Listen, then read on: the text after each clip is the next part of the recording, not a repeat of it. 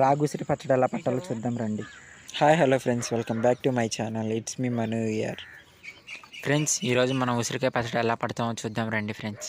ముందుగా కడిగి ఎండబెట్టుకున్న ఉసిరికాయలని బాగా వేపాలి ఫ్రెండ్స్. ఉసిరికాయలు వేపిన నూనెలోనే తాలింపు వేయాలి ఫ్రెండ్స్. తిరగమోతు దినుసులు, ఎల్లుల్లిపాయలు, ఎండుమిరపకాయలు, కరివేపాకుతో తాలింపు వేయాలి. కడిగి ఎండబెట్టిన బేషన్లో వేయించిన ఉసిరికాయలు అయితే వేసుకుందాం ఫ్రెండ్స్. ముందల ఏ పచ్చడిలోనైనా తేమ అనేది కానీ ఉంటే తొందరగా పాడైపోతాయి ఫ్రెండ్స్. ఆ వేయించిన ఉసిరికాయల్లో తగినంత ఉప్పు అయితే వేసుకుందాం ఫ్రెండ్స్. తర్వాత ఆవు పిండి కొంచెం, మెంతిపిండి కొంచెం వేసుకోవాలి ఫ్రెండ్స్. ఇప్పుడైతే ఎటువంటి కొలతలతో అయితే పడతలేదు ఫ్రెండ్స్, సుమారుగా పడుతున్నాం అంతే. పచ్చడి పట్టేటప్పుడు చాలా నీట్గా క్లీన్గా కూడా ఉండాలి ఫ్రెండ్స్, లేకపోతే పచ్చళ్ళు తొందరగా పాడైపోతాయి. అలాగే పచ్చడికి సరిపడా కారం కూడా వేసుకోవాలి ఫ్రెండ్స్. ఆ కారంతో పాటు ఉడకపెట్టిన చింతపండు గుజ్జు వేయాలి ఫ్రెండ్స్. అందులో ఎటువంటి తొక్కలు కానీ గింజలు కానీ లేకుండా చూడాలి.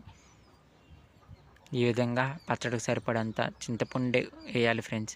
ఆ చింతపండు వల్లనే పచ్చడికి గుజ్జు అనేది ఉంటుంది ఫ్రెండ్స్.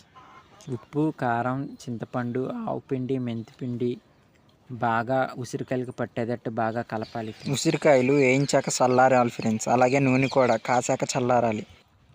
బాగా కలిపాక ఉసిరికాయలు వేయించుకున్న నూనెలో తిరగమొత్త దినుసులు, ఎల్లుల్లిపాయలు, ఎండుమిరపకాయలు, కరివేపాకుతో తాలింపు వేసిన నూనె పచ్చడిలో కలపాలి ఫ్రెండ్స్. చూడండి ఫ్రెండ్స్, ఈ విధంగా పచ్చడిలో బాగా కలపాలి. ఈ విధంగా మంచిగా కలిపి ఒక 5 నిమిషాలు పక్కకు పెట్టాలి ఫ్రెండ్స్. పక్కకు పెట్టాక పచ్చడి అనేది నూనె పీల్చుకుంటుంది ఫ్రెండ్స్. ఆ తర్వాత కాచిన నూనె కలపాలి ఫ్రెండ్స్. నూనె కానీ చాలకపోతే పచ్చడి అయితే ఈ విధంగా కొంచెం జోరుగా ఉంటేనే మంచిది ఫ్రెండ్స్. ఇంతే ఫ్రెండ్స్, పచ్చడి అయితే ఒక దాంట్లో స్టోర్ చేసుకుని ఒక 3 డేస్ తర్వాత తింటే టేస్ట్గా ఉంటుంది ఫ్రెండ్స్. నా వీడియోస్ కనుక మీకు నచ్చినట్టయితే లైక్ చేయండి, షేర్ చేయండి. అండ్ మరిన్ని వీడియోస్ కోసం నా ఛానల్ని సబ్స్క్రైబ్ చేయండి. ఉంటా ఫ్రెండ్స్, బాయ్ మరి.